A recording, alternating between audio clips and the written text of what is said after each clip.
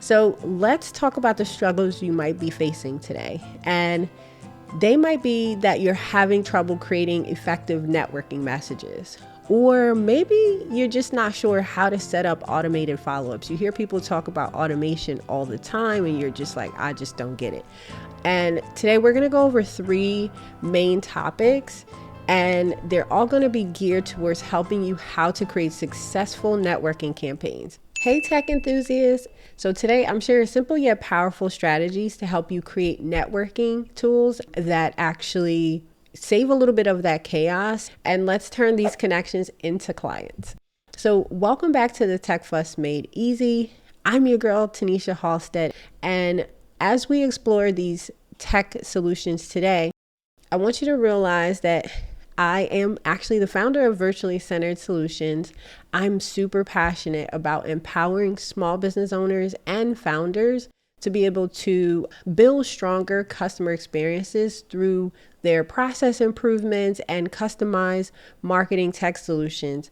This actually helps us to reduce some of that overwhelm, grow our brand loyalty, and lead with greater confidence.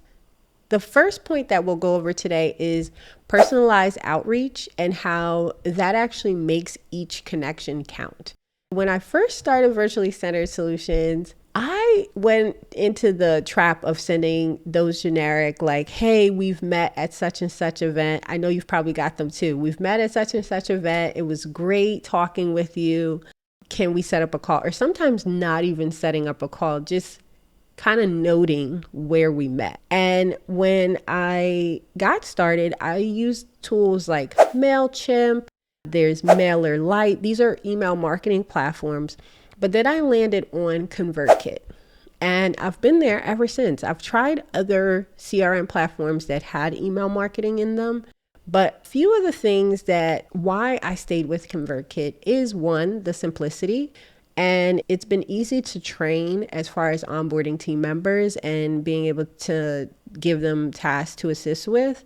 The other thing is that the use for it to segment my audience and allow me to send simple but personalized emails. Sending those personalized emails to me allows more addressing or relatability of the specific pain point that your audience might be having. We're still talking about the personalized outreach, and the key here is to tailor your messages to each contact. You want to make them feel valued and understood. So let's do a quick screen share here where I show you how to use ConvertKit for this. So currently what you're seeing is the home screen for ConvertKit. And I always love to pay attention to the software's main header because it tells you what their mission or their goal is for you as a business owner using their product. And for ConvertKit, it's the hub of your creator business. So you are creating marketing campaigns that are building these networks and creating these connections and nurturing these clients. And this hub is just that for you. And so when you log into ConvertKit, you can do a couple things. And I want to just scroll down just to talk about some of the features here. Some of their main features are allowing you to grow, and that could mean by creating landing pages where you collect certain information from your audience.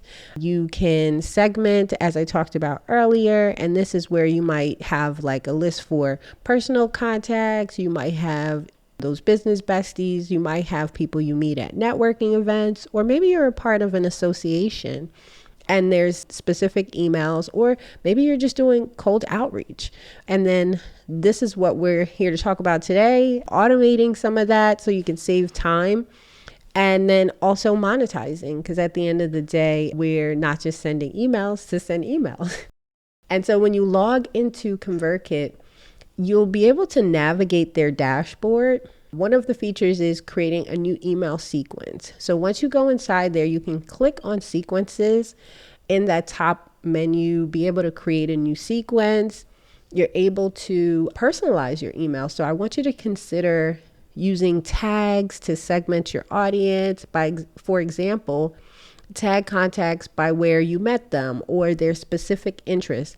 Now, Don't go and create 50 million tags, because then it's going to be a little confusing for you and just a little too clunky. So be strategic. Maybe you have one for in-person networking, or maybe you have one for virtual networking spaces or associations that you're affiliated with. So this can give you just a high level view, and you don't have to get so nitty gritty when you're personalizing that.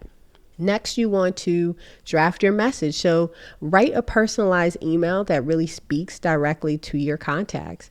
You want them to almost like read your words and feel like, yes, girl, she is talking to me, or he is talking to me. And this directly impacts your contact and provides like empathy towards their needs, or maybe even recaps a previous conversation to show that you were listening or want to take action with whatever that person was talking about. Last, you want to review and you want to send it. So you want to preview your sequence and make sure everything looks good. And then you can hit save. I wanted to also just really share some of the features as we scroll through and saw what they highlight on their website. But then note that there's different ways to create sequences in ConvertKit. There's different ways to even hold to your audience, because I think a lot of times we use it as a one-sided communication instead of actually realizing that we are actually sending emails to humans. And think of creative ways to make it a two-way street as far as communicating. All right, so now that we've gone through creating some email sequences that give a little personalized touch and make each connection actually count, I want to take us into automation.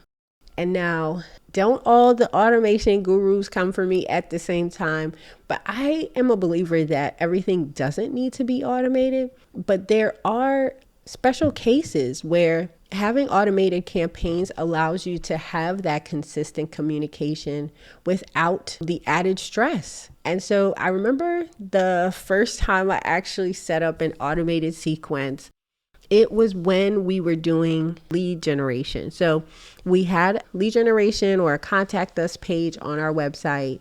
It flowed into our CRM, our customer relationship management system.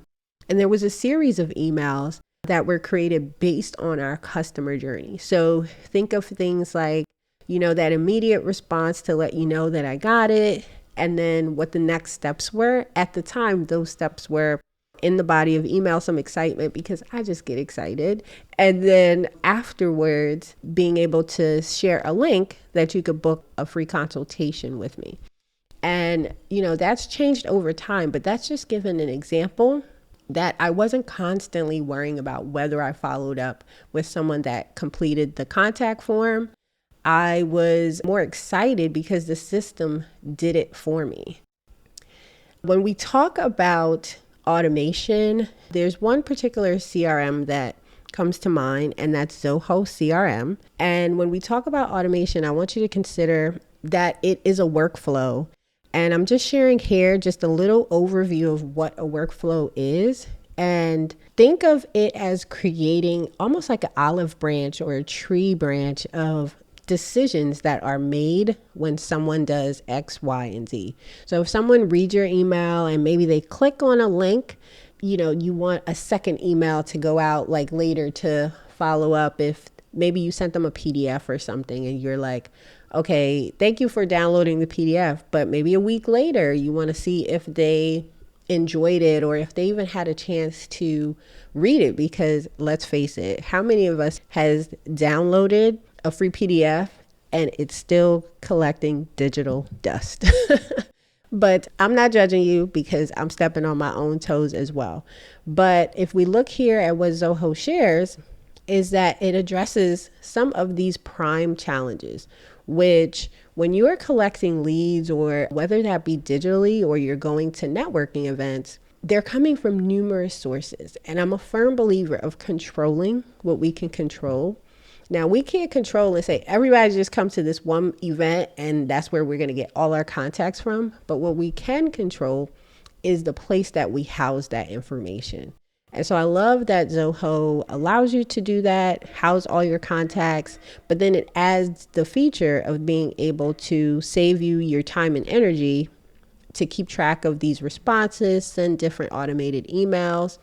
And I also just wanted to share here, if we think about automation in the sense of, I love this boldness too, of automate, period. Be productive. And I love that they are working with you to automate different things within your sales routine. And we're really talking about networking. And I don't like to consider it salesy, even though it technically is. But in reality, we are building stronger relationships. And to build relationships, it's not a one and done. We have to have multiple touch points to be able to get more knowledge on the person we're building a rapport with. We're trying to figure out if we want to do business sometimes with these people. We're trying to think even if we want to do business life with these people. So we want to consider things like that. So what Zoho does is it could be like a tree. So one rule, multiple conditions. So say, for instance, you have a welcome email like it says here for your trade show, or like I explained earlier, where someone downloaded your PDF and you said thank you. But then here are where the tree branches kind of split. So when you do X, Y, and Z, then there might be condition 1 or there might be condition 2. So say someone downloads your PDF, you may have a thank you message that is sent automatically, but then maybe a week later, you're sending a check-in to see have they had a chance to take a look at it. It could be something quick. This could be somewhere where you add a poll, and if it's a yes, then you can move on to condition 2. If it's a no, then it's the next condition, and that could be an extra follow-up. Because we don't want to be naggy, but we also want to think that we are providing our audience with value. So now we've gotten to point number 3, and that's tracking and adjusting. And I don't want you to kind of like cringe and go into a shell. It's really just learning what works. So early on, when I was sending out emails and marketing and making connections, I didn't really have a clear idea of what was working and what wasn't. I was trying to use a Google Sheet, then I would forget to go in there. I moved over to a Gmail plugin, but I did what I experienced with my clients. I didn't take the time to really learn, and slowly it just faded out. And I wasn't using it to its full capability. So that's when I started using tools like Zoho CRM. And they help to track the performance of email or marketing campaigns. And so when we think of tracking, it's really analytics, but I know that some people cringe when they hear that word data and analytics. And I don't want you to think of it as that complicated. I want you to think more of that. It's learning what works for you, what works for your business, and what works for your clients to be able to deliver to your full capacity. And so again, paying attention to the boldness of what is said by the software products that we're using. And they say that the analytics are to help you make smarter business decisions.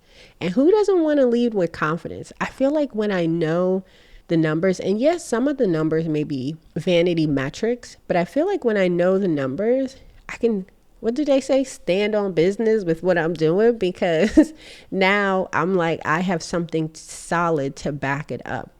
And so when you're tracking your campaigns and the performance and making necessary adjustments, this is where your CRM really shines. It's by keeping an eye on the data, you can see what's working and what isn't, and then you can tweak and approach it accordingly.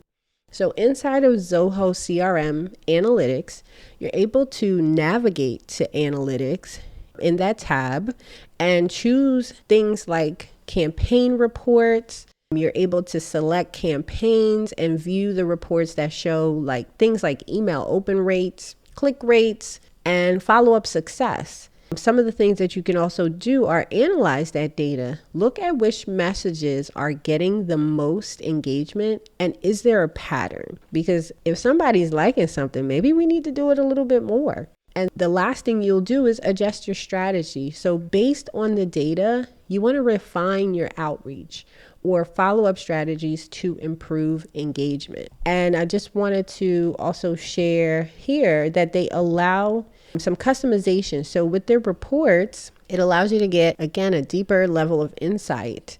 And some of the things that you can see on their features is you can see where you might be as far as the stage with the client or the prospective lead that you're nurturing.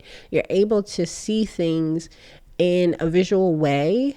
And sometimes I feel like data is overwhelming because I think sometimes we love to see it more like in a visual way, like maybe in a graph or maybe in a chart or something like that. That could be me sidetracking, but maybe that's the little data nerd in me, right? And so tracking can feel overwhelming, but at first I want you to realize that it's crucial for understanding what works in your business. You can see how when you track emails that are getting open, you can see which links are being clicked. You can even see where people are dropping off. Like, are they dropping off because you're sending too many sales emails? Well, that might be that just wasn't your person, but at the same time, it could be how you're delivering your message to them. So this helps you to adjust your strategy in real time to make sure that you're always improving. As I like to say, we can't improve what we don't measure. And so if we don't measure, how can we grow and shine in all the things that we have created as far as our passions and our businesses? Today, we walk through creating personalized outreach, setting up automated campaigns, and really tracking our efforts to ensure that we're making the most out of our networking opportunities. I want you to realize that these strategies can help you take control of your networking efforts. And we want to see results. We want to see our networking efforts go to building stronger relationships, for people speaking in rooms that we're not able to step in, and also for us being able to have potential opportunities open to us that we would have never imagined. And so, as always, I want you to stay tech savvy, keep exploring these new possibilities, and I'll catch you in the next episode of the Tech Fuss Made Easy. As always, I'm cheering you on. Love y'all.